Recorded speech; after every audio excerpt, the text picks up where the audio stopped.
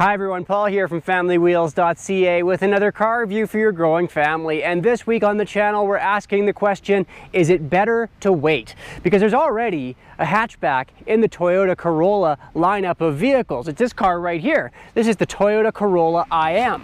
And if it somehow seems familiar to you, it's for good reason, because this car was introduced for the 2016 model year as part of Toyota's offshoot brand, Scion. We reviewed it back then, actually. Toyota, shortly after the IM's release, though, announced that it was ditching the Scion brand and rolling some of those vehicles into the Toyota name badge, including this car. But sales, they've been kind of tepid. In fact, for every 10 Corolla sedans sold in Canada since the beginning of 2018, only one Corolla IM has made its way off the sales floor. So just like Scion, the IM is disappearing. But not to be without a vehicle in this price and size range, Toyota has come up with a brand new vehicle for the 2019 model year, the rather imaginatively named Corolla Hatchback. It's going to pick up where the Matrix left off before it was discontinued in 2014, and there's a lot of hype about this car. Now, it's not coming out until later this summer, so we haven't had a chance to drive it yet, but I have been crunching the stats and the figures comparing the two,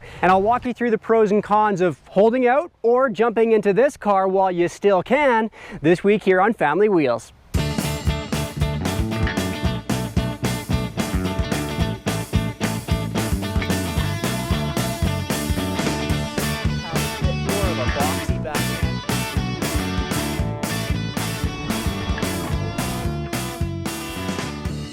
Well, let's start things off here with this current offering, the Corolla IM. At a starting price of $22,750 Canadian, that's about $1,500 more than the Scion version of this car that I tested back in 2016, with really not much to talk about that's been changed. And there's really not that much to talk about when it comes to trims in this car either, because aside from jumping from a 6-speed manual transmission up to this continuously variable transmission, there are no trim levels. What you see is what you get. But the good news is that it's pretty generous. Dual zone climate control, a 7-inch touch infotainment system screen, a leather wrapped steering wheel, heated front seats, 17-inch alloy wheels, as well as Toyota Safety Sense with pre-collision autonomous braking, lane departure warning, and auto high beams. So some pretty good kit. The bad news is that leather is not an option at all. Neither is a sunroof or satellite radio or Apple CarPlay or Android Auto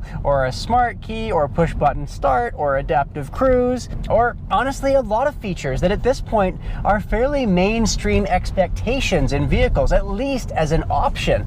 And when we look at the interior on this car, it's kind of all over the place too. There's a real wide variety of switchware in here. This standalone Casio style digital clock from the 80s on the dashboard, a lot of cheap plastics. It's just kind of scatterbrained. Now, when you bump into an IM with this continuously variable transmission on board like we have in our tester, it's going to cost you just under $1,000 more. But to get the most out of this vehicle, if you can drive a stick, I would really highly suggest that you go with the manual option. Because while this car's 1.8 liter 4-cylinder engine puts out 137 horsepower, and despite the original point of Scion being a sportier, younger, hipper brand than Toyota, the IM manages to be kind of dull and uninspiring to drive, but also rather thirsty all at the same time. We're averaging 7.5 liters per 100 kilometers this week, which is behind a lot of its competitors like the Ford Focus or the Volkswagen Golf. Now, when it does come to performance, one thing that is nicely dialed in here on the IM is cornering feel, at the cost of a slightly harsher ride. Unfortunately, despite what is a fairly sharp cornering experience, you do have a fairly sloppy steering feel. It's quite a bit lighter than you'd expect in a car that's meant to be targeted towards slightly more sport-minded buyers. It's also pretty noisy in here once you get this car up to highway speed. 69 decibels at 100 kilometers an hour. While this engine works hard, to keep you up to those highway speeds, the CVT kind of surges along, and the seals and the doors also let in a fair dose of wind noise too. But I wouldn't want to do any long highway road trips in the IM anyways, because the seats are pretty uncomfortable even after an hour driving around in here. They're soft, the cushioning's unsupportive, and there's no adjustable lumbar support on board either. And while this class of car is generally tight in the second row, once you stack a couple of taller people up front in the IM, the back seat is pretty well a write-off here in this car, which makes fitting a rear-facing car seat pretty much moot as well. If you do put one behind the front passenger, you're really not going to be able to fit anyone up there at all. Meanwhile, even though the Honda Fit is in a smaller class of vehicles, it's managed to have a roomier second row and a far more usable trunk to boot. So that is my dissection of the outgoing Corolla IM. And as you might be able to tell, there's not a lot of love lost between me and this car. But there is a balm to spread over some of these sore spots, and it's in the form of the brand new 2019 Corolla Hatch. Now, I asked Toyota Canada if there was any feature, any technology, anything at all that was coming over from this car into the brand new version, and they said, and perhaps this is a bit of a damning report for this vehicle, that not a single thing will carry over. It's wider by 30 millimeters, it's longer by 40 millimeters, it's carving out slightly more room in the interior, it has a slightly lower, sportier ride height, and it has 3 different trims, which include leather as an option to avoid that one-size-fits-all mentality that didn't really work for Scion. Now, I gotta say, I do think that the IM looks a little bit more sporty from the outside, just a bit more different with its standard body moldings that come on every version of that car, the skirtings that you get. I think the exterior on the new hatch blends into the background a little bit more. It's fairly similar to its competitors, especially the latest Chevy Cruze, but man, does the interior on the new Corolla Hatch come together a lot better.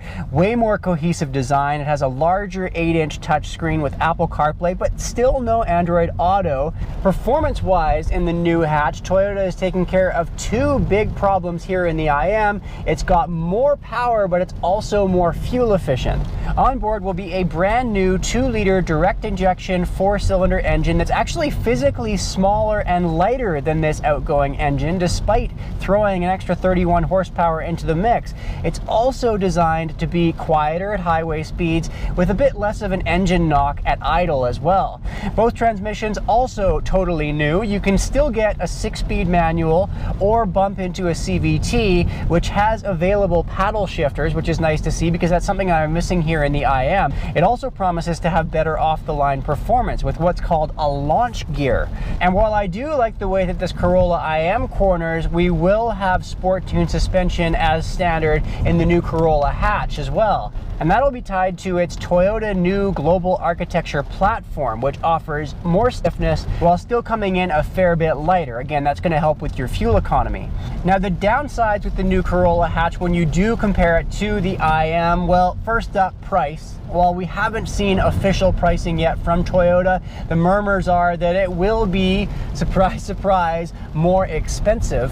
And that's despite the fact that we're losing some of the standard features that we see here in the IM. Instead, those are going up into the higher level SE or XSE trims in the Corolla Hatch. Also kind of a shame, even the top of the line XSE trim in the Corolla Hatchback will have the same naturally aspirated engine on board, while many of its competitors offer a turbo just to give you that bit of extra kick and excitement on the higher level trims. But in general, the Corolla Hatch promises to be a huge step forward for Toyota in this segment.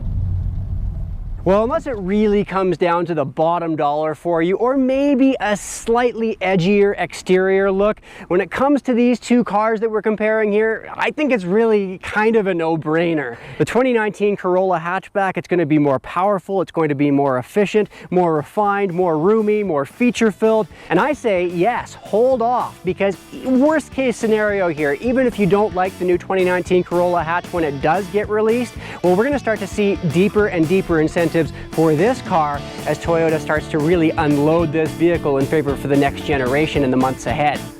Now, the next time I see you, we're in another Toyota vehicle that could perhaps use a bit of a redesign at this point. It's the largest SUV from the company. It's a behemoth, but it's also decidedly dated at this point, the Sequoia, and that's 7 days from now, right here on Family Wheels.